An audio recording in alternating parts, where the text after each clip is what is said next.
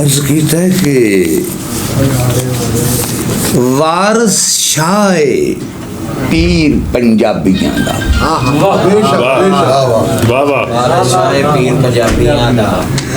वारस शाह पीर पंजाबियां दा ओदी उंगली उंगली पीरियां ने वारस शाह पीर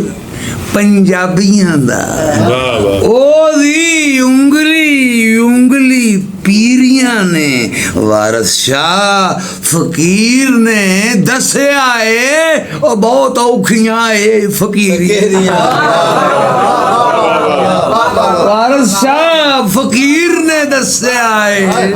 बहुत औखियां ए फकीरियां ने दो बुरकियों जेड़ियां विक गईयां दो बुरकियों जेड़ियां विक गईयां एक कौमां भुखियां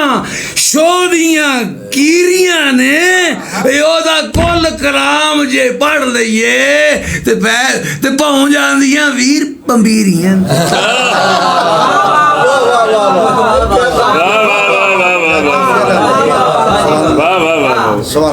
दो बुरकियों जेड़ियां विक गईयां कौमां भुखियां शोदियां कीरियां ने ओदा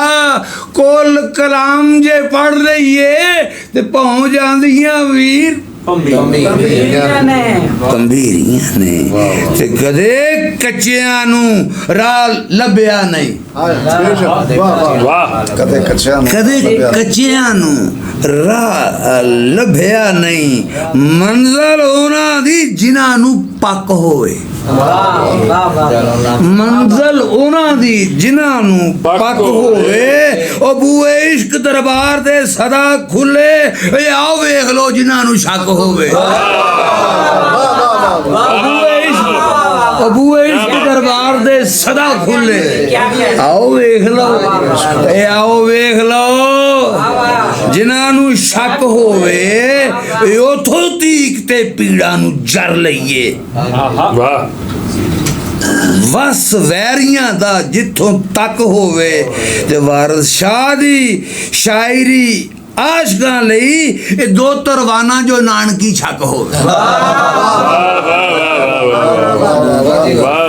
एक बंद और पढ़ांगा वारस शाह लिए तो फिर मैं अपने लिए पढ़ांगा बाबा जी शाह वारस शाह 2-2.5 सदियां तो इंजॉय कर रहा है अपने आप नूं हुण आप नहीं पता कि मेरे इन्ना रौला पैना